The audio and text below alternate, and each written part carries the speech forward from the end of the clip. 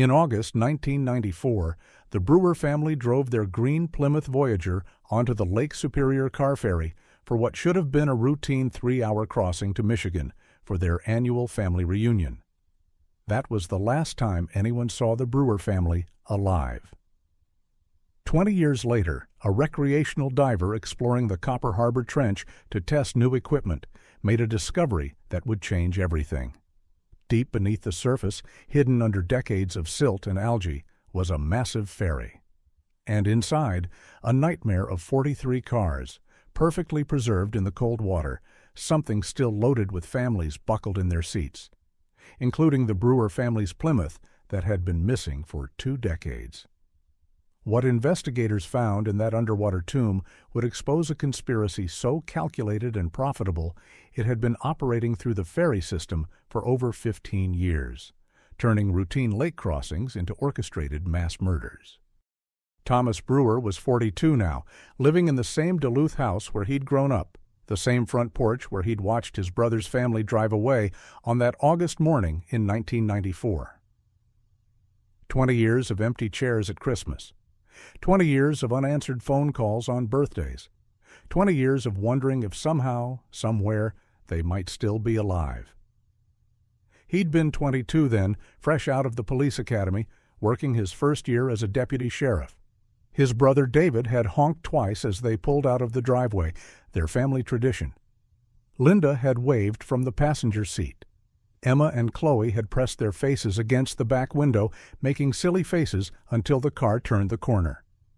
They were supposed to take the 10 a.m. ferry across Lake Superior, a simple 3-hour crossing to Michigan where Thomas would join them that weekend for the family reunion. David had called it an adventure for the girls, their first time on a car ferry. Now Thomas spent his days as a detective with the Lake County Sheriff's Department, the Brewer family disappearance file still sitting in his desk drawer. Case number 94-8756. Status: unsolved. Missing: 4 persons, 1 vehicle. Last seen: Copper Harbor Ferry Terminal, August 15, 1994. He was reviewing evidence from a burglary case when his phone rang. His partner, Detective Janet Mills, was on the other line, her voice tight with something Thomas couldn't quite identify. "Tom, you need to get down here, now." "Where's here?" "The marina. We've got a diver who found something. Tom," she paused. "He found a ferry, the whole damn ferry, with everyone still on board." Thomas felt the room spin slightly. His hand gripped the phone so tight his knuckles went white. "What ferry?" "The SS Superior, the one that supposedly never made it to port in August '94, the one your brother was on." The phone slipped from Thomas's hand, clattering onto his desk. 20 years. 20 years of being told the ferry must have sunk in a sudden storm, no survivors, no wreckage ever found. 20 years of memorial services with empty caskets. 20 years of not knowing. He grabbed his jacket and badge, his hands shaking as he tried to clip his holster to his belt. Janet was still talking through the phone on his desk, but Thomas couldn't hear her anymore. All he could hear was David's voice from that last phone call. "Tommy, you better have those steaks ready." "The girls are already talking about Uncle Tom's famous barbecue." The drive to Copper Harbor Marina usually took 45 minutes. Thomas made it in 25, his unmarked Crown Victoria's lights flashing, but no siren. He couldn't handle the noise right now. His mind kept cycling through the same thoughts. They found them. After all this time, they found them. But why didn't anyone know where the ferry was? How does an entire ferry disappear for 20 years? The marina parking lot was already crowded with police vehicles, FBI vans, and news trucks setting up their satellite dishes. Thomas parked crooked and pushed through the gathering crowd of reporters. "Detective Brewer, is it true your family was on that ferry?" "Tom, can you give us a statement?" He ignored them all, ducking under the yellow tape where Janet stood waiting. Her expression told him everything he needed to know before she even spoke. "It's them, Tom. The diver. He saw the Plymouth, green Minnesota plate starting with BRW. It's still down there." Thomas nodded, not trusting his voice. He looked out at the lake, its surface calm and gray under the October sky. Somewhere below, 60 feet down in the cold darkness, his brother's family had been waiting for 20 years. How? He finally managed. How did no one know it was there? Janet pulled out a tablet, showing him sonar images that looked like a massive shadow on the lake bottom. It's in a trench that's not on any of the charts. The ferry's sitting upright, like it just settled there. Tom, there's something else. She hesitated, and Thomas saw something in her eyes that made his stomach clench. What? The cars inside, they're all parked in perfect rows. The diver said it looks like everyone just drove on for a normal crossing. And Tom ... She took a breath. The ferry's hull shows signs of deliberate scuttling. This wasn't an accident. The FBI's underwater forensics team arrived within 3 hours. Thomas stood on the police boat's deck, watching them prepare their equipment: cameras, lights, evidence collection bags. Special Agent Diana Foster introduced herself with a firm handshake and eyes that had seen too much. "Detective Brewer, I understand you have a personal connection to this case." "My brother's family, they were on that ferry." Foster nodded. "I'm going to need you to stay topside while we conduct the initial investigation. I know that's difficult, but I understand." Thomas cut her off. He'd been a cop long enough to know protocol. Family members don't work their own cases. But that didn't mean he was going anywhere. The first diver went down at 3:47 p.m. Thomas watched the feed on a monitor they'd set up in the boat's cabin. The water was murky at first, particles floating past the camera like snow. Then the ferry materialized out of the darkness. Massive, intact, impossible. The SS Superior sat perfectly upright on the lake bottom, as if it had simply decided to park there. Algae covered its white hull in patches, and zebra mussels clustered on every surface. But the name was still visible on the side, along with something that made Thomas's blood run cold: fresh scratches in the metal that looked deliberate, purposeful, like someone had tried to claw their way out. "Moving to the car deck," the diver's voice crackled through the speakers. The camera swept across the ferry's loading bay. Cars sat in neat rows, exactly as they'd been parked 20 years ago. A red sedan, a black pickup truck, a blue minivan with a baby onboard sticker still visible, and there, in the third row, a green Plymouth Voyager. Thomas gripped the edge of the table. Through the murky water and algae-covered windshield, he could make out shapes inside. 4 shapes, 2 small ones in the back. "We're going to need the medical examiner," Foster said quietly. "And we're going to need to notify a lot of families." The diver moved systematically through the cars, documenting each one. 43 vehicles in total. Some held families, some held couples. One held a single man with a briefcase still clutched in what remained of his hands. The cold water had preserved more than anyone expected or wanted. "Agent Foster," another diver's voice came through. "You need to see this. Lower deck. Engine room." The camera shifted, moving through a doorway and down a corroded metal staircase. The engine room was flooded, but something was wrong with the picture. Thomas had grown up around boats, new engines. These had been destroyed, not by water or time, but by explosives. Blast marks scored the metal. Pipes had been deliberately severed. "Scuttling charges," Foster said. "Professional job. Someone wanted this ferry to go down fast." "Fast enough that no one could get their cars off," Thomas added, his voice hollow. Foster pulled up something on her tablet, a manifest from August 15th, 1994. The Superior was supposed to make 4 crossings that day. This was the second, the 10 a.m. departure from Copper Harbor. According to records, it never arrived at the Michigan port. Coast Guard searched for 3 weeks. The assumption was it hit an unexpected storm and went down in deep water. But there was no storm that day, Thomas said. He'd checked the weather records 1,000 times over the years. Clear skies, calm water, perfect sailing conditions. Which means someone lied. someone with enough authority to fake a weather emergency and call off a proper search. Foster started making calls, barking orders about checking insurance records, ferry company ownership, Coast Guard logs from 1994. Thomas stayed focused on the screen as the diver moved methodically through the rows of vehicles. A station wagon with Illinois plates, a pickup with Michigan tags, a minivan with a baby onboard sticker still visible. Detective Brewer. Thomas turned to find Martinez, the lead diver, pulling off his mask. His expression was carefully neutral, the look of someone about to deliver bad news. "We found it. The green Plymouth. Minnesota plates starting with BRW." Thomas felt the deck shift under his feet. 20 years of searching, and his brother's car was just 60 feet below where he stood. Can you see inside?" Martinez hesitated. "The water preserved more than we expected. Your family, they're still there, all 4 of them." Janet appeared at Thomas's shoulder, her hand finding his arm. "Tom, you don't have to watch this. We can handle—" "No?" Thomas's voice was steady, despite the earthquake in his chest. "I need to see them. I need to go down there." Foster shook her head. "That's not possible. Only certified divers?" "I'm certified. Search and rescue training, 2001. Thomas was already moving toward the dive equipment. "That's my family down there. 20 years I've been waiting. I'm not watching this through a screen." Foster and Martinez exchanged glances.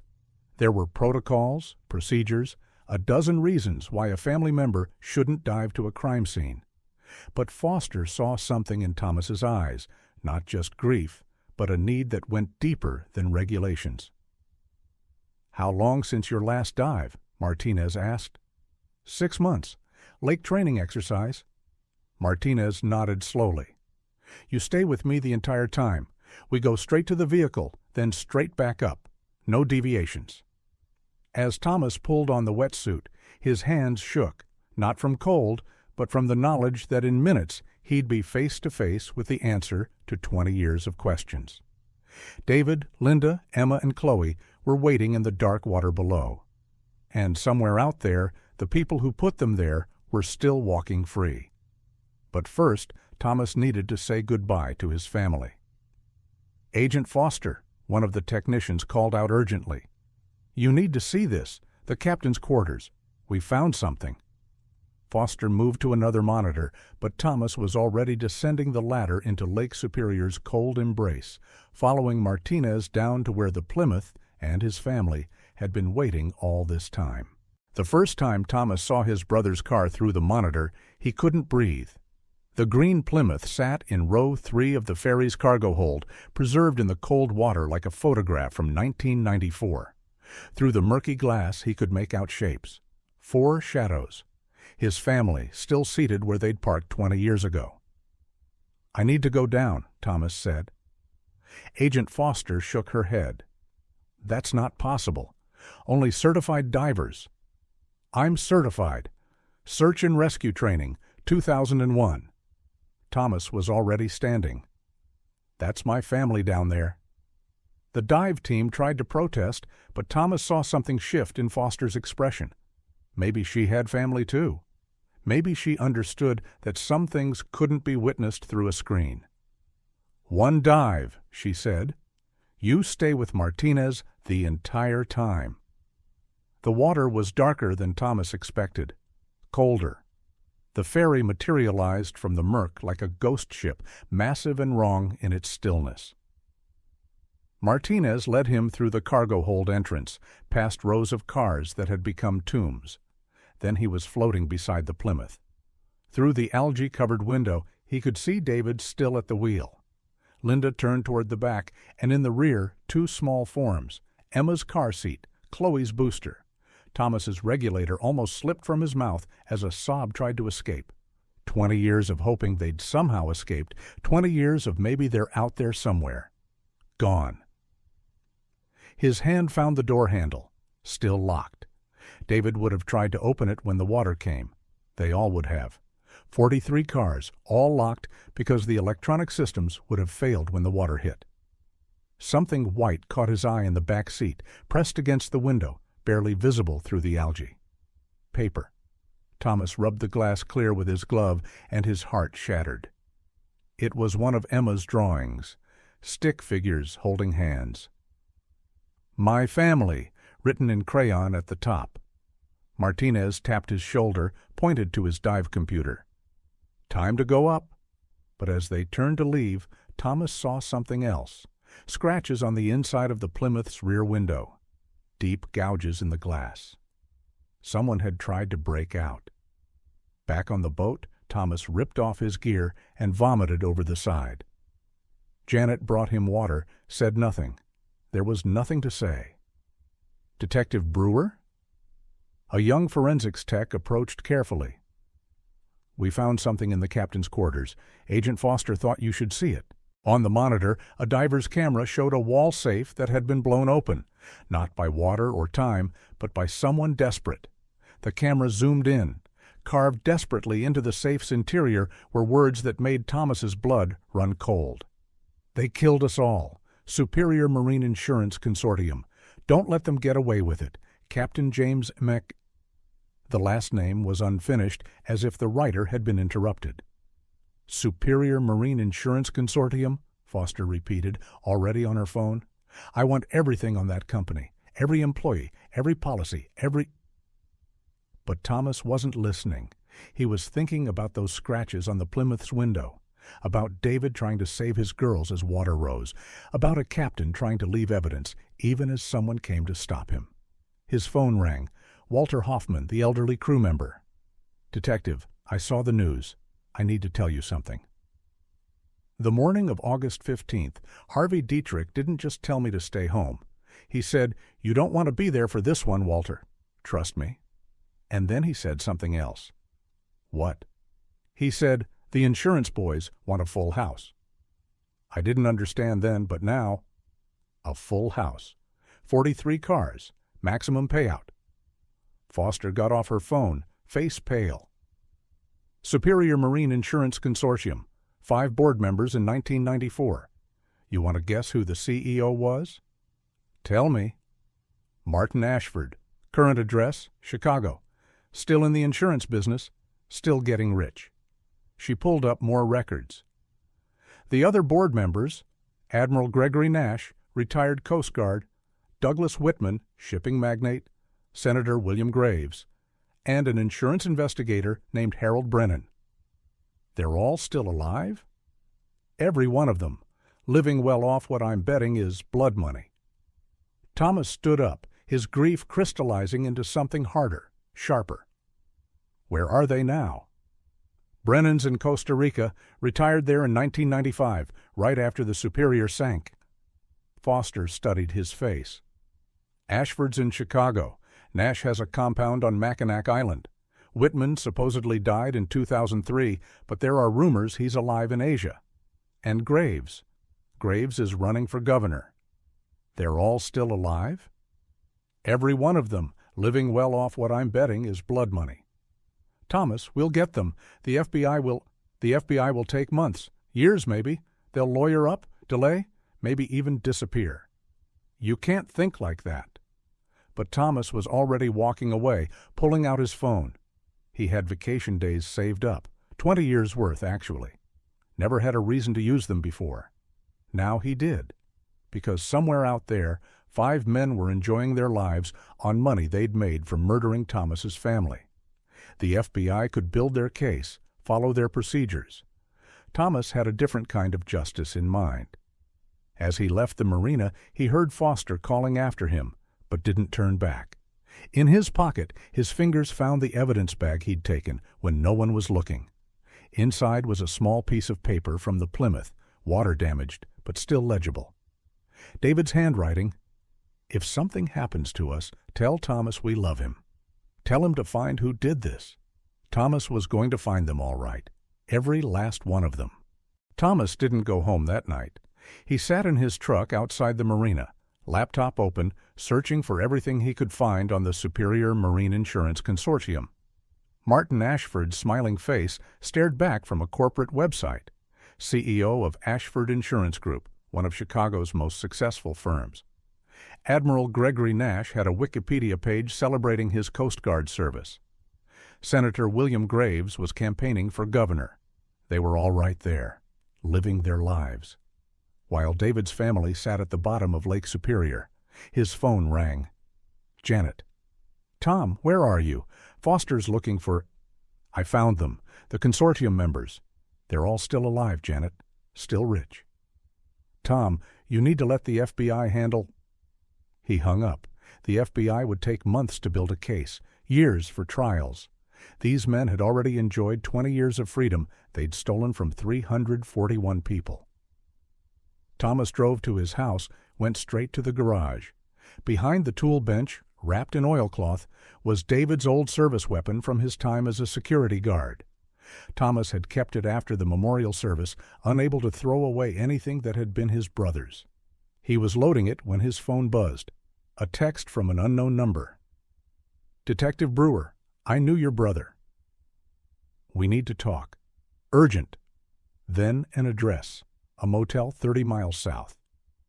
Thomas arrived at midnight, weapon tucked in his waistband. Room 117 was at the end of the building, curtains drawn. He knocked twice. The door opened to reveal a ghost, Harvey Dietrich, the dock supervisor who'd supposedly died in a car accident 3 months after the ferry sinking, stood before him, older, scarred, but very much alive. Hello, detective. We don't have much time. You're supposed to be dead? That was the only way to survive.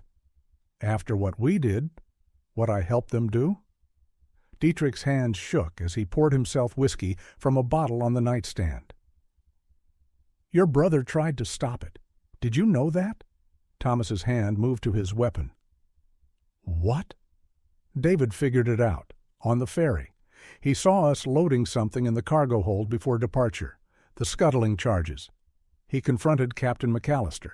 The captain tried to warn everyone, tried to turn back to port. That's when I... Dietrich drained his glass. That's when I shot him. On Ashford's orders. You murdered the captain. And then they murdered everyone else. 8 minutes, detective. That's how long it took.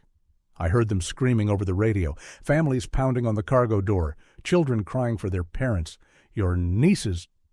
Thomas had the gun out before Dietrich finished the sentence, pressed against the man's temple. Give me one reason not to kill you right now. Because I have something you need.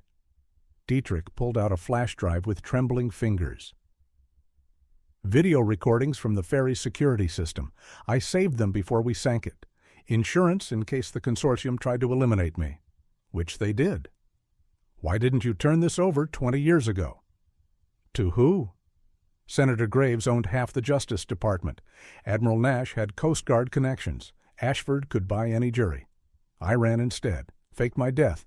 Been hiding ever since. Thomas took the drive. Why come forward now? Because I'm dying. Lung cancer, 3 months to live. And I can't... I see them every night, detective. All those families. Your brother's girls in their car seats. I need to make this right before I die. You can't make this right. They're dead. But the men who ordered it aren't, and they're planning to do it again. Thomas lowered the gun. What? I still have contacts at the docks. There's chatter about a new operation. Different company name, same players. They're targeting cruise lines now. Bigger ships, more families, 10 times the payout. Dietrich pulled out a folder of documents. Ashford's been buying insurance policies on cruise lines. Nash is consulting on maritime safety for the exact routes. And Graves is about to become governor. He'll have even more power to cover it up. Thomas looked through the papers. Passenger manifests for upcoming cruises, insurance valuations, a familiar pattern emerging. When? Next month, a Halloween cruise, families with kids, 300 passengers. 300 more people, more parents who'd never come home, more children who'd never grow up. Where are the others? Brennan and Whitman? Brennan's in Costa Rica, but he's paranoid, never leaves his compound. Whitman's supposedly dead, but I saw him in Singapore last year. Different name, same face." Thomas stood to leave, but Dietrich grabbed his arm. "There's something else. About your brother. He left something for you." Dietrich handed him a waterproof case. Inside was David's wallet, the one he'd had on the ferry. "How do you have this?" "I took it from his body before we sank the ferry. I don't know why. Guilt, maybe. But look inside." Thomas opened the wallet with shaking hands. Behind David's driver's license was a folded photo. Thomas and David at the previous year's family reunion, arms around each other's shoulders, both laughing at something off camera. On the back, in David's handwriting, "Best brothers, always." Under it was a note, written in pencil on ferry stationery. "Tommy, if you're reading this, something went wrong. The crew is acting strange. They've locked the cargo exits. Whatever happens, know that we love you. Take care of Mom and Dad, and don't let whoever did this get away with it. David." He'd known. David had known they were going to die and spent his last moments writing to his brother. Thomas put the wallet in his pocket, next to the gun. "The video on that drive," Dietrich said, "it shows everything. The consortium members on the ferry before it launched. Them giving orders. The captain being shot. It's enough to destroy them all." "Why not release it yourself?" "Because I'm a coward who's been hiding for 20 years. But you're David Brewer's brother. You're a cop. People will believe you." Thomas turned to leave, then stopped. "The 300 people on that Halloween cruise? You're sure?" "The Sunset Paradise, departing from Miami. October 31st. Families get discount rates. It's already 70% booked. 3 weeks. Thomas had 3 weeks to stop them. He left Dietrich in the motel and drove through the night, the flash drive burning in his pocket. By dawn, he was parked outside Harold Brennan's last known address, a fortress-like compound in Costa Rica that he'd pulled from international databases. But Thomas wasn't going to Costa Rica, not yet, because Martin Ashford lived just 6 hours away in Chicago. And according to his social media, proudly posted by his trophy wife, he'd be at a charity gala tomorrow night, a fundraiser for maritime safety, of all things. Thomas looked at the photo from David's wallet. Best brothers, always. "I'm going to stop them, David," he said to the photo. "Every last one of them." The FBI could build their cases, but Thomas was going hunting, and he was starting with Martin Ashford. The Chicago Hilton's ballroom glittered with wealth and hypocrisy. Safe Waters Initiative banners hung everywhere while maritime executives drank champagne bought with blood money. Thomas stood at the bar in a rented tux, watching Martin Ashford work the room like he hadn't murdered 341 people for profit. Ashford looked exactly like his photos, silver-haired, confident, shaking hands with judges and politicians. His wife, 30 years younger, laughed at something the mayor said. They all looked so comfortable, so untouchable. Thomas's hand brushed the flash drive in his pocket. Dietrich's evidence. Enough to destroy them all, but not enough to bring back the dead. "Bourbon, neat," he told the bartender, his eyes never leaving Ashford. "Make that too." Thomas turned. A woman in her 50s stood beside him, elegant dress, tired eyes, something familiar about her face. "I know you," she said quietly. "Thomas Brewer. You look just like your brother." His hand tensed on the glass. "Who are you?" "Patricia McAllister, Captain James McAllister's widow." She accepted her drink from the bartender. "I've been coming to these things for 20 years, watching the man who murdered my husband give speeches about maritime safety." "You know?" "I've always known. James called me that morning from the ferry, said something was wrong, that Ashford's people were loading strange equipment. The line went dead at 10:47, the exact time the Superior supposedly hit a storm." Thomas studied her face. "Why didn't you go to the police?" "With what proof? My husband's body is at the bottom of Lake Superior. The authorities said he went down with his ship like a good captain. Hero's funeral with an empty casket." She took a long sip of bourbon. "But now they found the ferry. Now there's proof." "How did you know I'd be here?" Patricia smiled bitterly. "Because I would be if someone murdered my family. And because I've been watching Ashford's security detail tonight. They're nervous. They know someone's coming for him." She was right.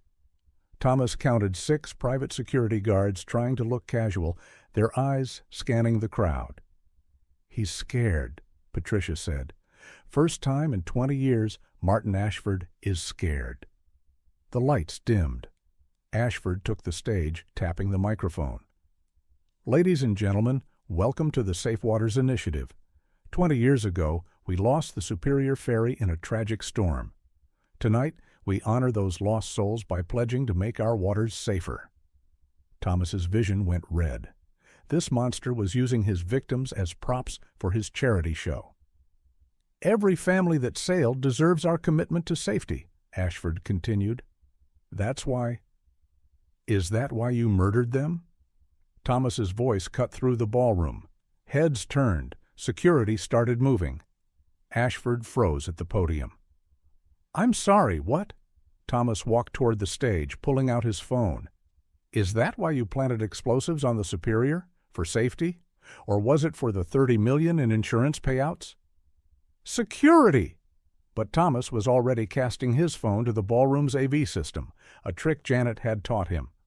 Suddenly, the giant screens meant for donation appeals filled with Dietrich's video. There was Ashford on the ferry's deck, August 15th, 1994. His voice crystal clear. "Set the charges. All passengers are aboard. Maximum payout achieved." The ballroom erupted. Guests screaming, reporters surging forward, security trying to reach Thomas. The video continued. The captain arguing with Dietrich. The gunshot. Ashford's voice again. 8 minutes to scuttle. Seal the cargo hold." Then the worst part. Audio from the cargo deck. Families screaming, children crying. David's voice. "The doors won't open.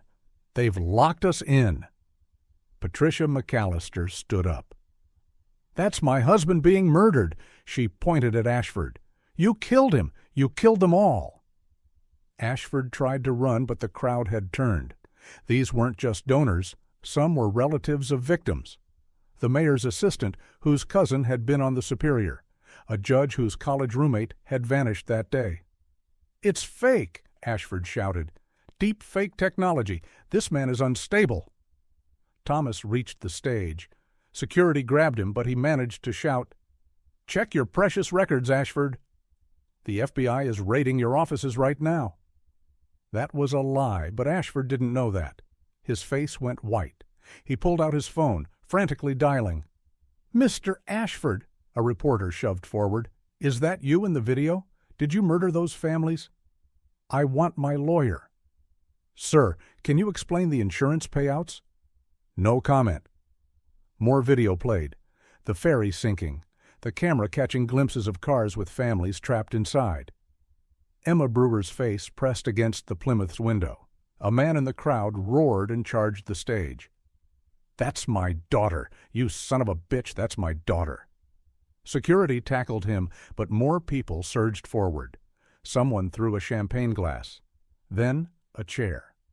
Ashford's security formed a circle, rushing him toward the exit, but Patricia McAllister stood in their way, holding something. A gun. 20 years, she said, tears streaming down her face. 20 years I've waited. "Patricia, no." Thomas pushed through the chaos. "Don't let him make you a killer, too." Her hand shook. "He murdered my husband, shot him for trying to save those families. And he'll pay for it, but not like this. Your husband died a hero. Don't dishonor that." The gunshot was deafening, but Patricia hadn't fired. The sound came from outside, then screaming. Through the ballroom windows, Thomas saw Ashford on the ground in the parking lot, blood pooling beneath him. A figure stood over the body, Harvey Dietrich, smoking gun in hand. "For the families," Dietrich said, loud enough for everyone to hear.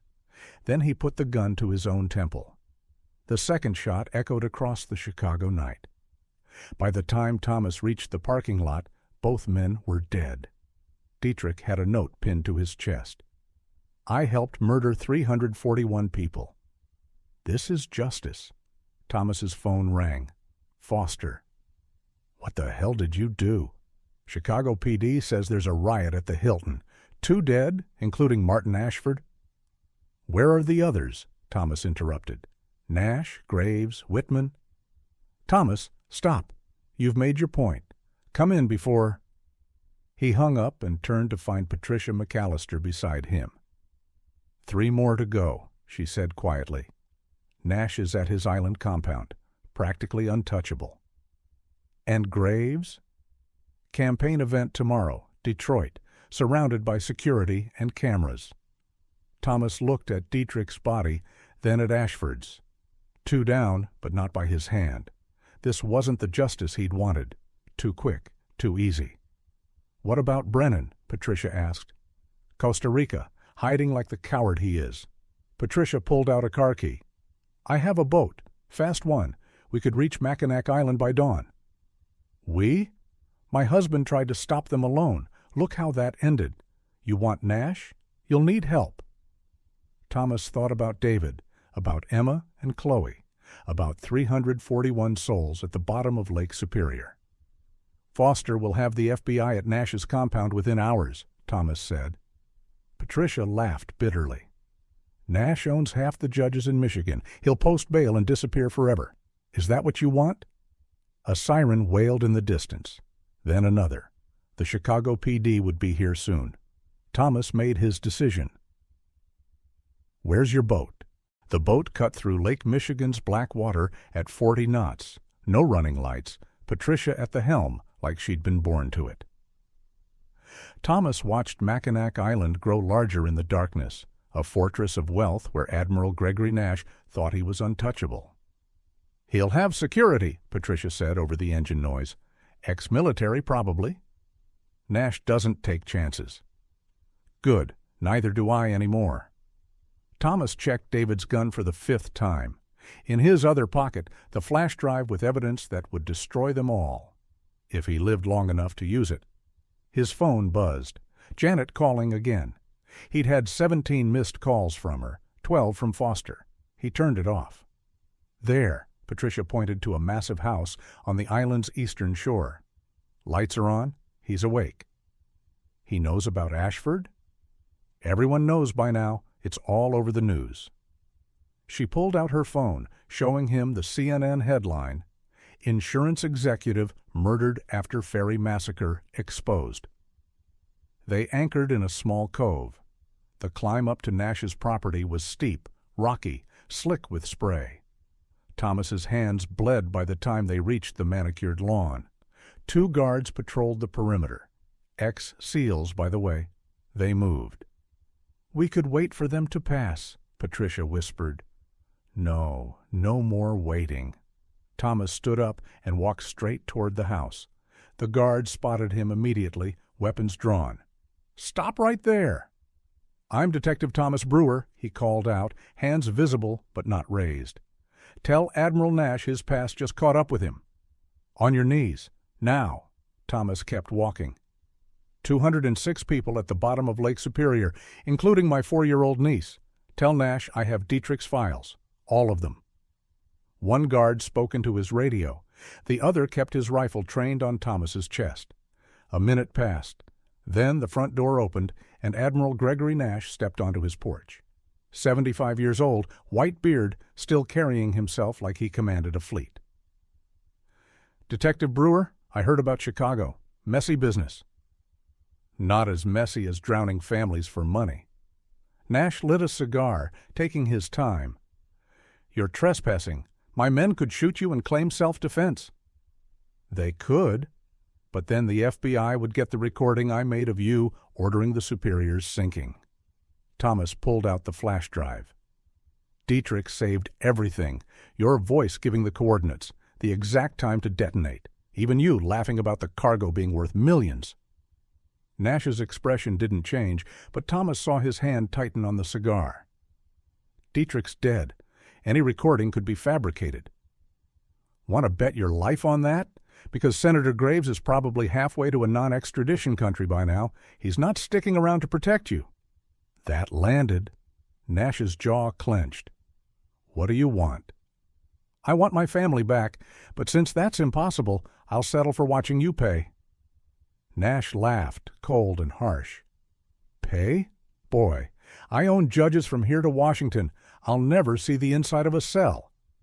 "Maybe not, but your reputation, your legacy, your family's name, that'll be destroyed. Your grandchildren will grow up knowing Grandpa was a mass murderer." "You think I care about that?" "I think you care about this." Patricia stepped out of the shadows, Captain McAllister's service weapon in her hand. Nash's guard started to move, but she fired a warning shot into the ground. "James was a good man," she said, voice steady. "He trusted you, looked up to you, and you had him shot like a dog. Patricia, you're emotional. Understandable, but—" "Emotional?" She laughed. "I've been planning this for 20 years, every detail. How to get past your security. How to make you suffer like those families suffered." Nash stepped back. "Kill me, and you'll spend your life in prison." "What life?" "You took my life when you murdered my husband." Thomas saw Nash's guards flanking them, trying to get clear shots, but Patricia saw them too. "Tell them to stand down, Admiral, or I tell everyone about the Sunset Paradise." Nash went rigid. "What?" "The Halloween cruise, 300 families. Dietrich told us everything before he died." Patricia smiled coldly. "Stand down, or I make one phone call, and the FBI storms that ship." Nash hesitated, then waved his guards back. "You're bluffing." Thomas pulled out his phone, showing a number ready to dial. "Miami FBI. One button, and they evacuate the ship. Your whole operation dies. Whitman loses millions. Graves can't protect you from prison." "And Brennan?" Nash sneered. "He'll just disappear deeper." "Brennan's already gone." Everyone turned. A new voice from the darkness. A woman emerged, mid-40s, professional suit despite the hour. "Special Agent Diana Foster," she said, badge raised. "Harold Brennan was arrested 6 hours ago in Costa Rica. He's already talking." Behind her, FBI tactical units swarmed the property. Red laser dots appeared on Nash's chest. "Thomas, put the weapon down," Foster commanded. "I don't have a—" "Mrs. McAllister, the weapon, now." Patricia looked at Nash, then at her husband's gun. 20 years of grief and rage fighting against the promise of justice. "He killed my husband. And he'll pay for it.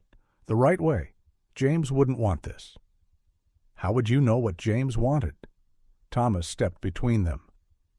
"He wanted to save those families. That's why they killed him. Don't dishonor that by becoming like them." Patricia's hand shook.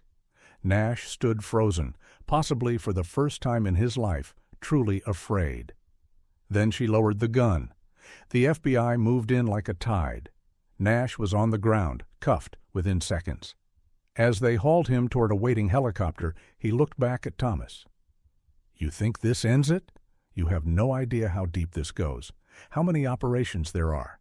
The Superior was just business." "Then we'll find them all," Thomas said. "Every last one." Nash laughed as they dragged him away.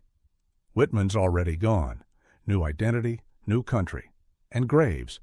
Graves has plans for people like you." Foster approached Thomas as the helicopter lifted off. "You're under arrest."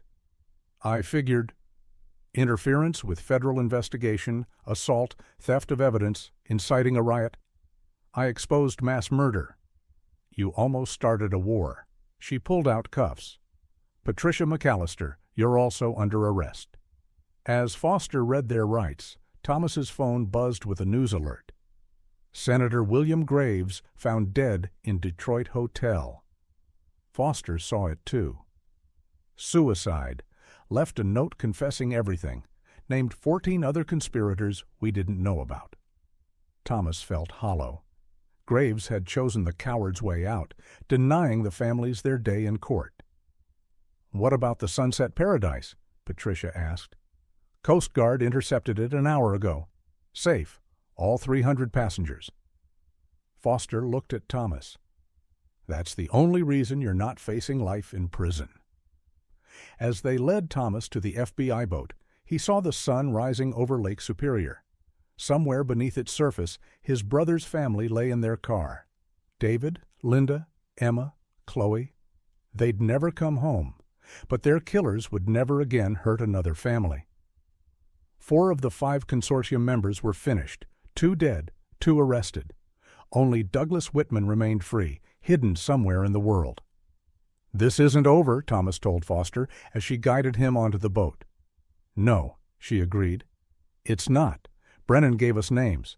Dozens of operations over 30 years. You've opened Pandora's box, Thomas." "Good." As the boat pulled away from Mackinac Island, Thomas thought about David's note. Don't let them get away with it. 4 down, 1 to go. Even from a federal prison cell, Thomas would find a way to finish this. The Superior Ferry massacre was over. The hunt for Douglas Whitman had just begun. 6 months later, Thomas sat in a federal minimum security facility in Michigan, watching the news coverage of the Superior trials. Nash and Brennan had both been convicted, life without parole. Their testimonies had exposed a network of maritime insurance fraud spanning 3 decades and 12 countries. But Douglas Whitman was still a ghost. "Visitor for you, Brewer." Thomas expected Janet or maybe Foster, who'd been keeping him updated on the investigation.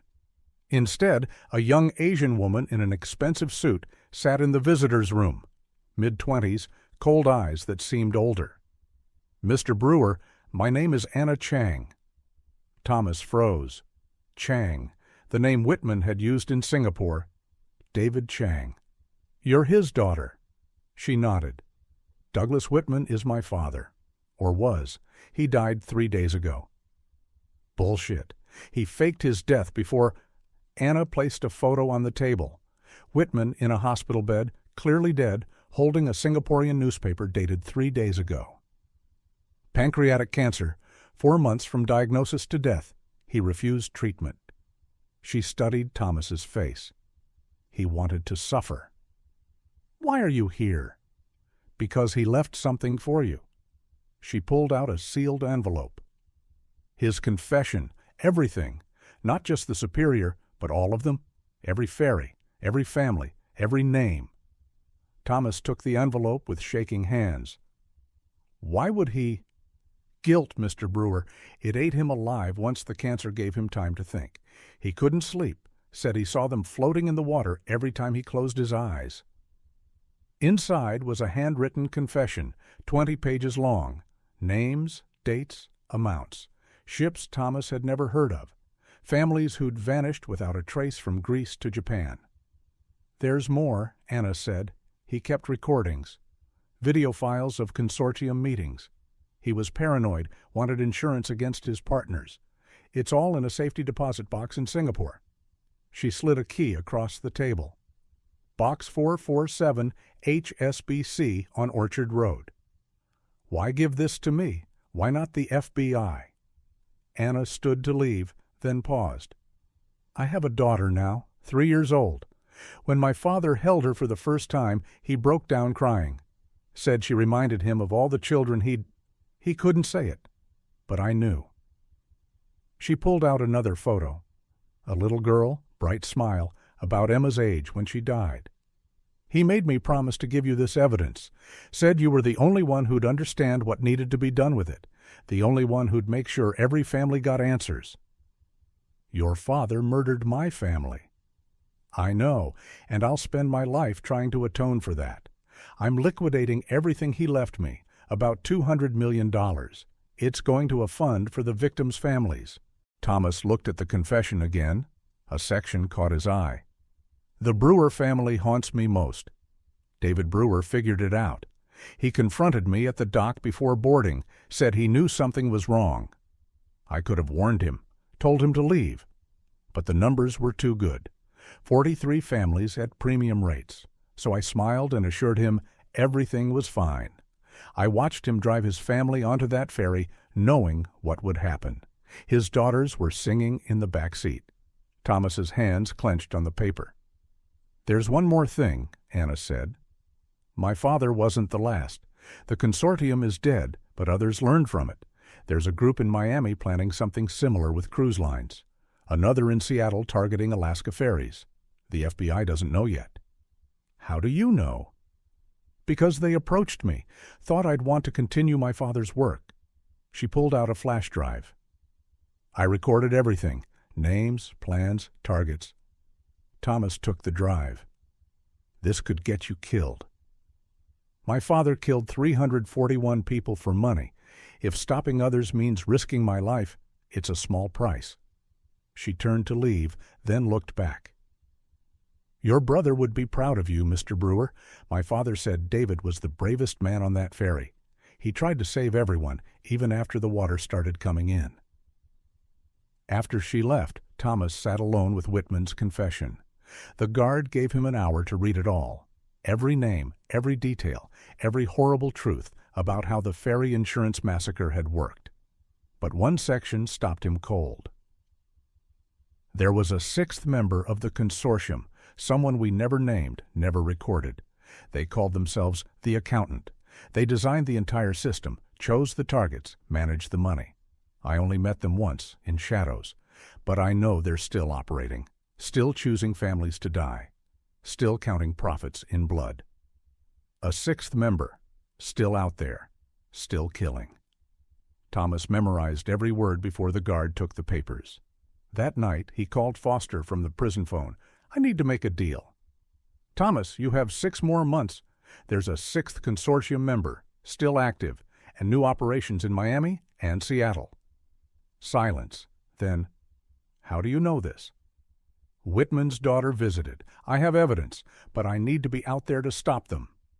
"The judge will never—" 300 families are booked on Royal Caribbean's Halloween cruise, another 200 on the Alaska route. How many have to die before you let me help?" 2 days later, Thomas walked out of prison on supervised release. Foster was waiting in the parking lot. "You have 30 days, 1 month to identify this accountant and stop the new operations. Then you serve your remaining time." Thomas got in her car, already planning. Miami first, then Seattle. Hunt down the new conspirators before they could strike. "There's something else," Foster said as they drove. "We recovered more bodies from the Superior yesterday. Crew members who tried to help passengers escape. They were shot before the ferry sank." "How many?" 3 so far, all young men, probably tried to be heroes." She paused. "One had a note in his pocket, water damaged but readable." She handed him an evidence bag. Inside, barely legible. "Tell the Brewer family I tried. Bobby Thompson, deckhand." Thomas stared at the note. A 20-year-old kid had died trying to save his family. How many other heroes were down there, forgotten in the dark? "The accountant," Thomas said quietly. "Whoever they are, they've been operating for 30 years. That's hundreds of operations, thousands of deaths." "Any idea where to start?" Thomas thought about Whitman's words. Managed the money. The accountant was someone who understood complex financial systems, could launder millions without detection, had connections across the maritime industry. "Yeah," he said, a terrible certainty forming. "I know exactly where to start." Because there was one person who'd been at every memorial service, every investigation, every moment of the Superior case. Someone who'd always been helpful, but never quite helpful enough. Someone perfectly positioned to control everything while appearing to fight against it. The accountant had been hiding in plain sight all along. Thomas stood outside the FBI field office in Detroit, watching Agent Diana Foster through the window. She was on the phone, gesturing at a wall covered with Superior ferry evidence. Dedicated, professional. And according to Whitman's notes, possibly the accountant. It made perfect sense. Foster had controlled the flow of information, decided which leads to follow, which witnesses to protect. She'd always been one step behind the consortium, close enough to seem competent, never close enough to actually stop them. But Thomas needed proof. He walked to a coffee shop across the street and called Patricia McAllister. She'd been released 2 weeks ago, charges dropped in exchange for her testimony. Foster? Patricia's voice was skeptical. She's the one who arrested Nash. After I forced her hand. Think about it. She only moved when she had no choice. Thomas, you're seeing ghosts. Foster's been fighting these people for years. Or protecting them, managing them, taking her cut. Silence. Then, what do you need? Financial records, Foster's bank accounts, property, anything that shows income beyond her FBI salary. That's illegal surveillance of a federal agent. So was murdering my family. Patricia sighed. I know someone. Former NSA owes me a favor. Give me 48 hours. Thomas spent those 2 days in Miami tracking the new cruise line conspiracy Anna Chang had exposed.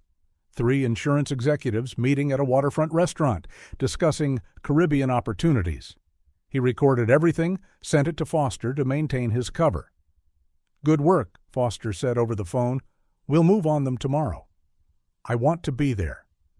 Too dangerous, you're still on supervised release. Of course, she wanted him away from the action, away from potentially discovering something. That night, Patricia called back. You're right. Foster has offshore accounts in the Caymans. $17 million deposited over 20 years, always right after maritime disasters. But Thomas, there's more. What? She has a daughter, Emily Foster, 24 years old, works for Ashford Insurance Group. Thomas felt the pieces clicking together.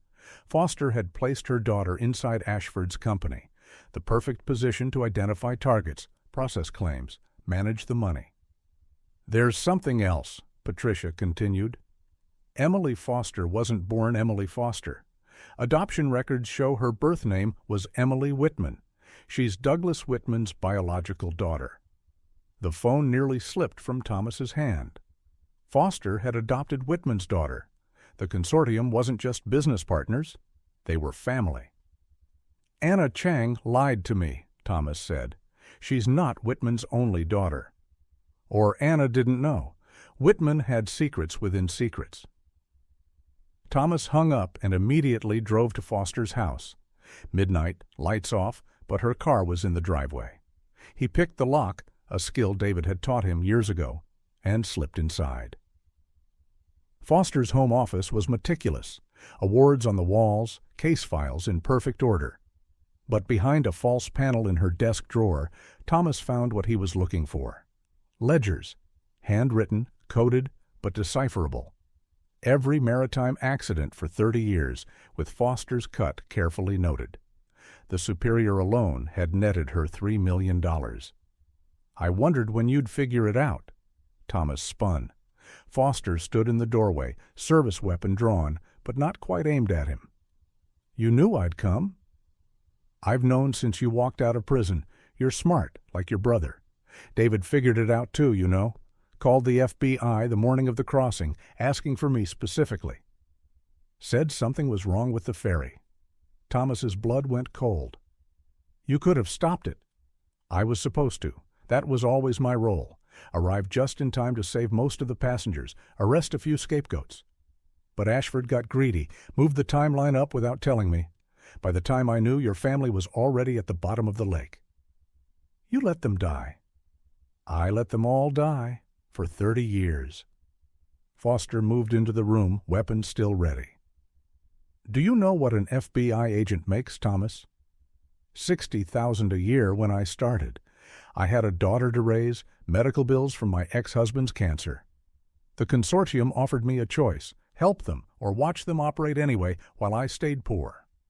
So you chose money over lives. I chose survival, just like everyone does. Thomas held up the ledgers. This proves everything. Foster smiled. No, it doesn't. That's my private investigation into the consortium. Off-the-books work to catch them. Any good lawyer will spin it as dedicated police work. Your daughter works for Ashford. Undercover, placed there to gather evidence. Check the FBI files. It's all documented. Backdated, but documented. Thomas realized the trap. Foster had spent 20 years building the perfect cover. Every piece of evidence could be explained away. "You're going to kill me," he said. "No, you're going to kill yourself. Guilt over your vigilante actions, the trauma of losing your family. Prison broke you. Very tragic." She raised the weapon. The window exploded. Foster spun, firing at the window as Thomas dove behind the desk. More gunshots, different caliber. Someone else was in the house. Anna Chang stepped through the shattered window holding a pistol. "Hello, sister." Foster's face went white. "Emily?" "Anna now? I left Emily Whitman behind when I learned what our fathers did." She kept the gun trained on Foster. "Didn't know you were my adoptive mother until yesterday. Patricia McAllister is very thorough." "Emily, sweetheart." "Don't. You raised me on blood money, every birthday present, every college payment, all from dead families." Foster tried to move, but Anna fired a warning shot into the wall. "Thomas, the ledgers. Take them and go." "She'll kill you," Thomas said. Anna smiled sadly. "No, she won't. Will you, Mom?" Foster's weapon shook. For the first time since Thomas had known her, she looked vulnerable, human. "I did it for you," Foster whispered. "Everything was for you." "No, it was for you. You just used me as an excuse." Sirens in the distance. Patricia must have called the real FBI. "Both of you need to leave," Anna said. "Now, before—" Foster moved faster than Thomas expected, not toward Anna, but toward her desk, toward a hidden pistol Thomas hadn't seen. Both women fired. Both fell. Thomas caught Anna as she collapsed, blood spreading across her shirt. Foster hit the wall and slid down, her own chest blooming red. "Tell them," Anna gasped. "Tell them everything. Promise me." "I promise." She pressed something into his hand, a flash drive. "Everything's on there, every operation she ran, every family she killed. Don't let them bury it." Foster laughed, coughing blood. "You think this ends it? The accountant isn't a person, Thomas. It's a position. Someone else will take over. Someone always does." "Who?" Thomas demanded. "Who takes over?" Foster's eyes started to glaze. "Ask yourself, who benefits most from all this death?" She died without finishing. Anna lasted another 30 seconds.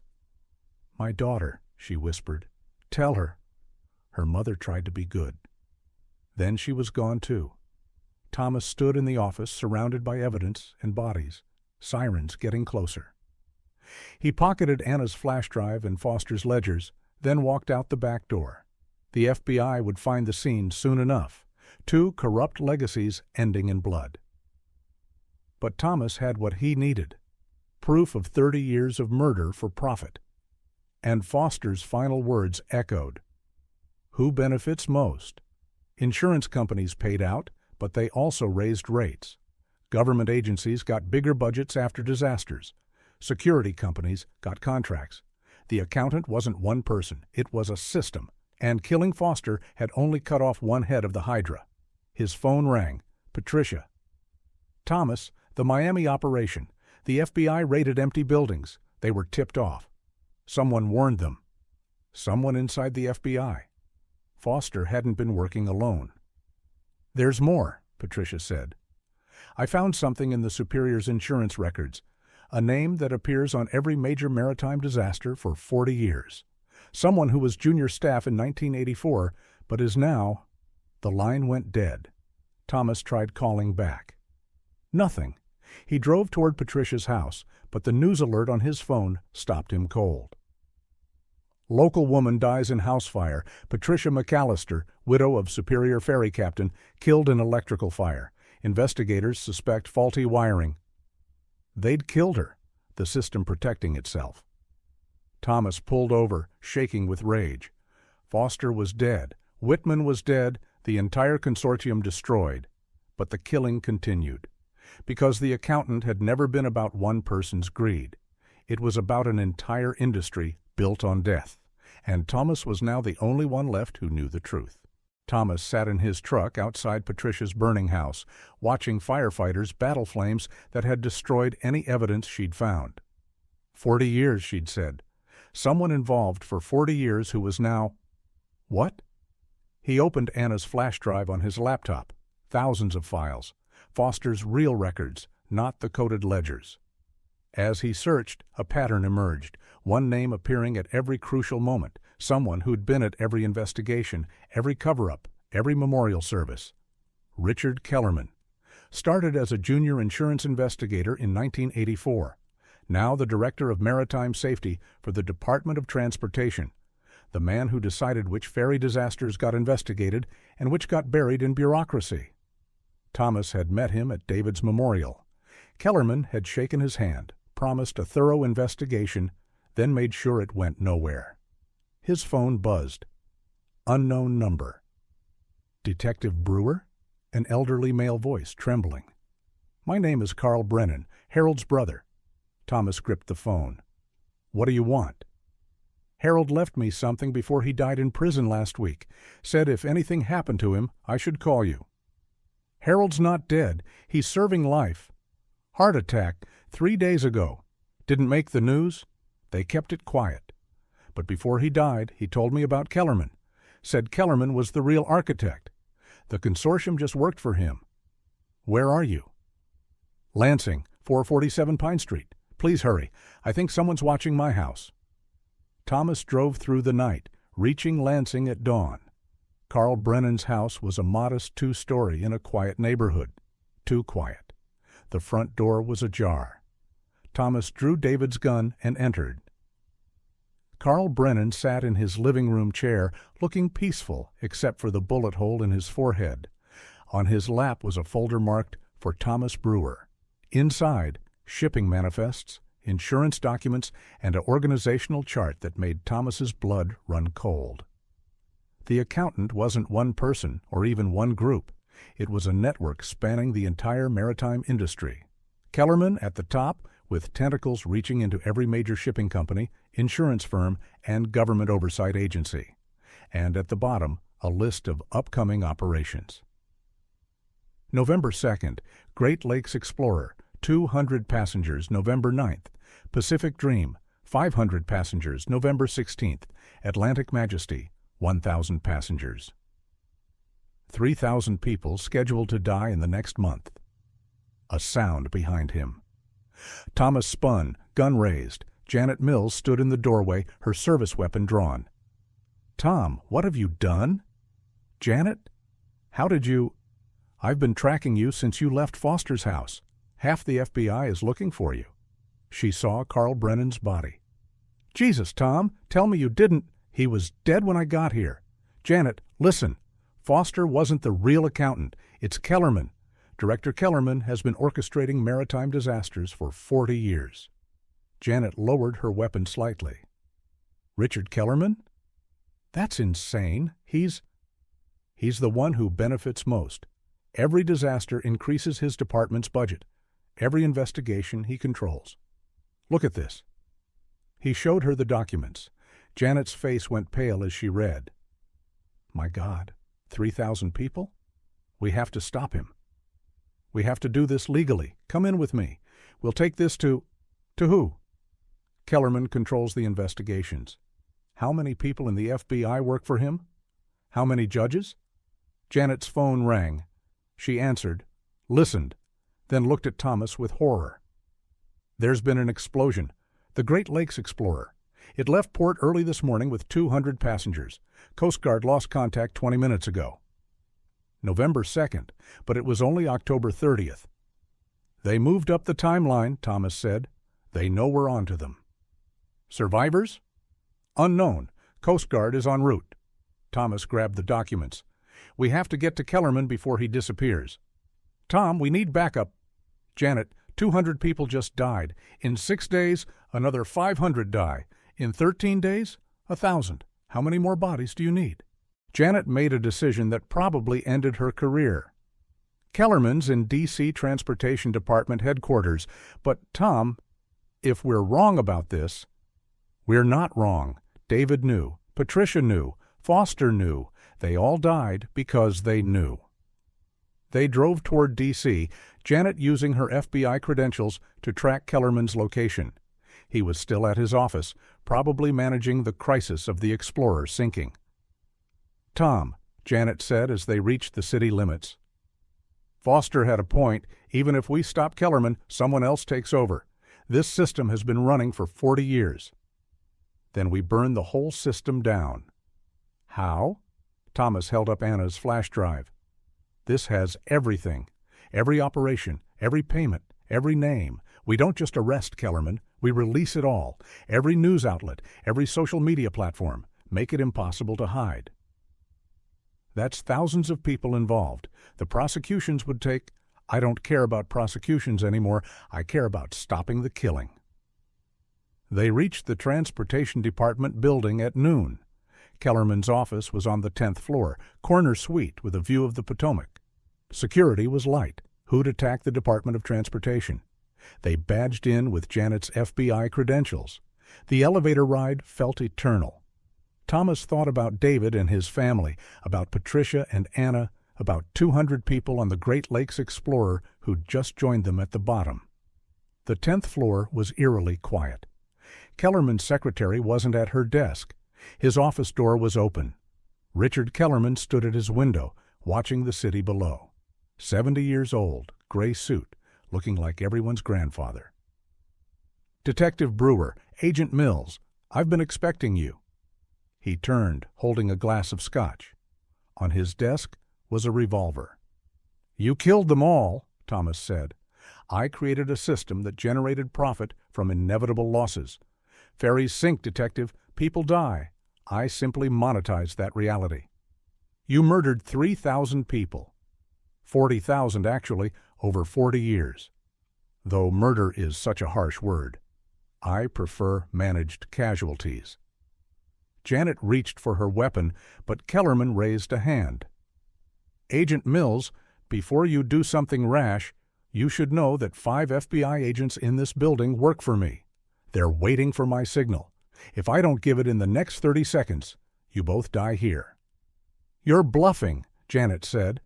Kellerman pulled out his phone, showed them a text, ready to send. "Clean up office." 20 seconds. Thomas thought about David's note. "Don't let them get away with it." "You forgot something, Kellerman." "What's that?" "I don't care if I die here." Thomas lunged across the desk. Kellerman grabbed for the revolver, but Thomas was faster, younger, driven by 20 years of rage. They crashed into the window. The glass, weakened by age, cracked. "Tom, no!" Janet shouted. Kellerman's phone fell, the message unsent. He clawed at Thomas's face, but Thomas had him by the throat, pushing him against the breaking glass.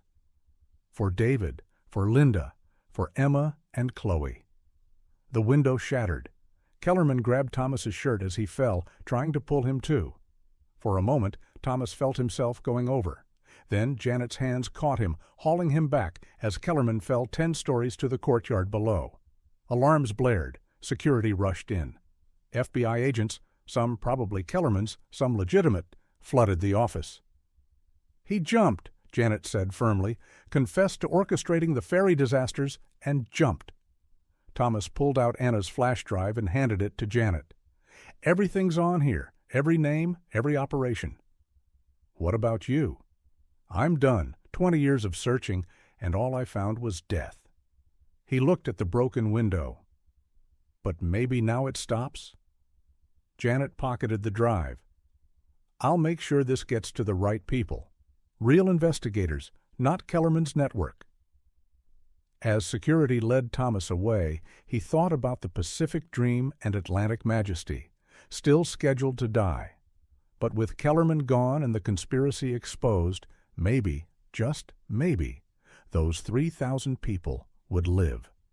The Great Lakes Explorer was already lost, 200 more ghosts joining David's family in the dark, but the killing would stop. It had to stop. Because Thomas had nothing left to give except his freedom, and he'd gladly trade that if it meant no more families would disappear into the depths. The accountant was dead. The accounting was over. The news broke like a tsunami. Janet had kept her promise. Anna's flash drive went to every major news outlet simultaneously. Within hours, the maritime insurance conspiracy was the only story in the world. 40 years of murder, 40,000 victims, names, dates, amounts, everything.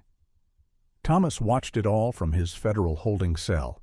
They'd charged him with Kellerman's murder, though Janet testified he jumped. It didn't matter. Thomas had violated his supervised release, fled crime scenes, stolen evidence. He was going back to prison. But first, there were the funerals. They'd recovered the Great Lakes explorer in shallow water. 203 passengers. The manifest had been wrong. Families with children, elderly couples on anniversary trips, a high school band traveling to competition. All dead because Thomas had been 3 days too late. The judge granted him temporary release to attend David's reburial. The original graves had been empty ceremonies with empty caskets. Now, 20 years later, Thomas stood in the same cemetery watching his brother's family being laid to rest for real. The crowd was different this time. Not just family and friends, but hundreds of strangers. Other families who'd lost people to the conspiracy. They stood together in the rain, united by a grief that spanned decades. Thomas. He turned to find Emily Foster, Anna Chang, alive but pale, walking with a cane. The shots had missed her heart by inches. They said you died. I let them think that. Easier to disappear when everyone thinks you're dead. She looked at the 4 caskets. I wanted to pay my respects. My father did this. My adoptive mother helped. The least I can do is witness the cost. Your daughter? Safe.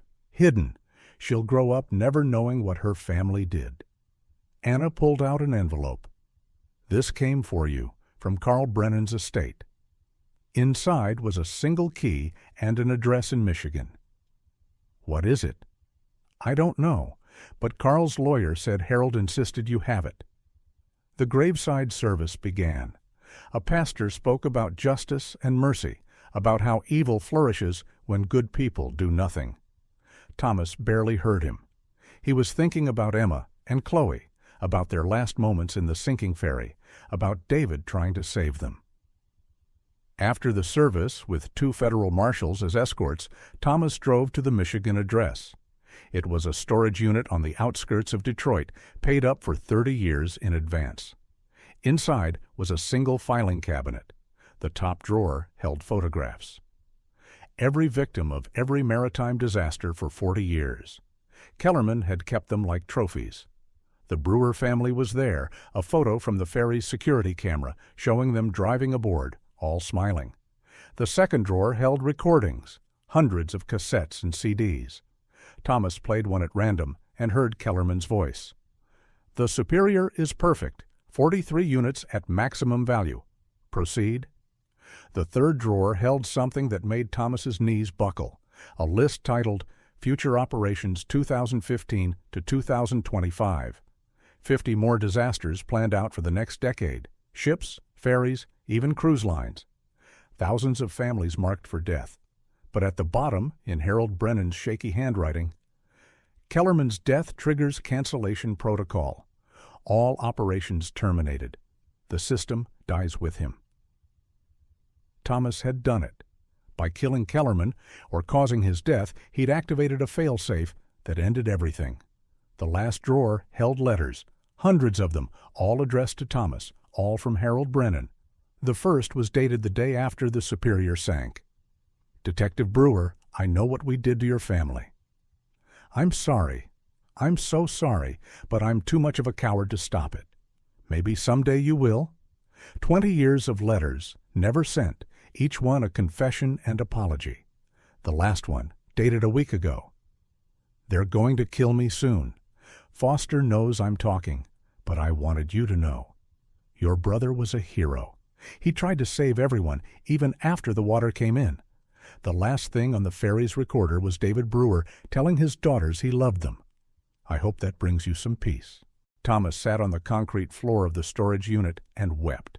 20 years of searching, and it all came down to this: a dead man's guilt and his brother's last words of love. His phone rang. Janet. "Tom, you need to hear this. The Pacific Dream and Atlantic Majesty both canceled their voyages. No explanation, just suddenly canceled. 1,500 people who won't die." The cancellation protocol. Kellerman's death triggered it. There's more. We've arrested 300 people so far. The entire network is collapsing. Senators, CEOs, judges, they're all going down. What about the families? The victims? Congress is setting up a compensation fund, $50 billion. It won't bring them back, but it's something. Tom, there's one more thing. The prosecutor is dropping the murder charges. Kellerman's death has been ruled a suicide. You'll serve your remaining 6 months for the other charges, then you're free. Free? Thomas didn't know what that meant anymore. Free to do what? His family was dead. His purpose was complete. "Tom? You there?" "Yeah. Thanks, Janet." He hung up and looked around the storage unit. Evidence of 40 years of evil, all waiting to be cataloged and processed. It would take years to go through it all, to identify every victim, to bring some measure of closure to thousands of families. Thomas called the FBI and gave them the location. Then he walked back to the marshal's car for his trip to prison. 6 months later, Thomas walked out of federal prison for the last time. Janet was waiting along with someone unexpected, a young woman, maybe 30, holding a toddler. "Mr. Brewer, I'm Jennifer Holcomb. This is my daughter, Emma." Thomas froze at the name. "My parents were on the Atlantic Majesty, the cruise that got canceled. If you hadn't stopped Kellerman—" She shifted the child to her other hip. "I wanted to say thank you. You saved our lives." The little girl, Emma, reached out and handed Thomas a drawing. Stick figures holding hands, just like his niece used to draw. "Thank you," the child said in a tiny voice. Thomas took the drawing with trembling hands. "You're welcome." As they walked away, Janet put her hand on his shoulder. "So what now?" Thomas looked at the drawing, then at the sunrise over Lake Superior in the distance. Somewhere out there, the empty hull of the ferry still sat on the bottom, a monument to greed and evil. But above it, families sailed safely, children played on decks, people lived lives that would have been cut short. "I think I'm done, Janet.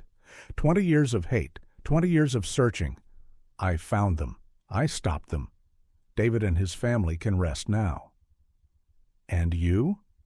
Thomas folded the child's drawing carefully and put it in his pocket next to David's photo.